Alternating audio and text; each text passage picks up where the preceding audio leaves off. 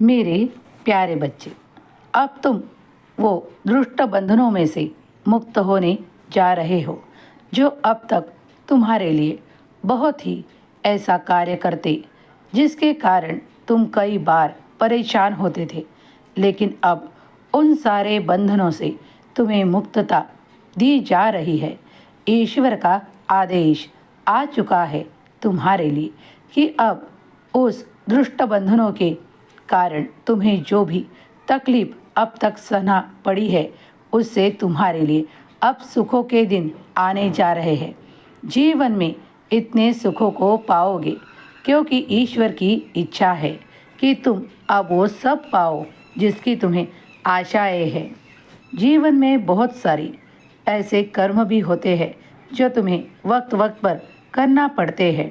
उन्हीं को पूरा करने का आशीर्वाद भी ईश्वर की ओर से तुम्हारे लिए आने जा रहा है।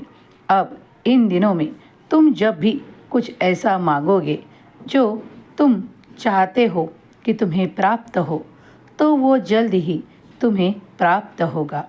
अब कोई देर नहीं लगेगी तुम्हारे जीवन से। अब वो सुनहरे मौक़ों को जोड़ दिया जा रहा है जिसके कारण तुम अब उन अनदेखे सुखों को भी पाओगे, क्योंकि ईश्वर ने तुम्हें चुना है।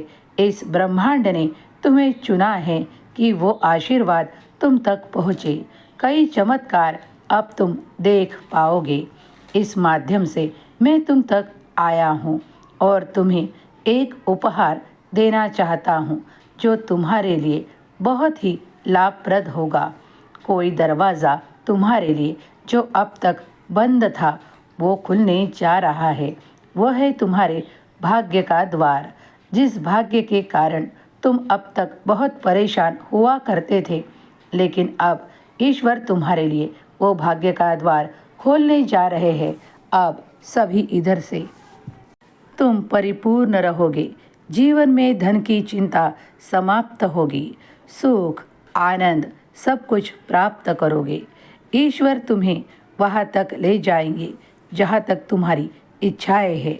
अब कोई भी इच्छा अधूरी नहीं होगी। कुछ अच्छा सा जल्द ही तुम तक पहुँच रहा है।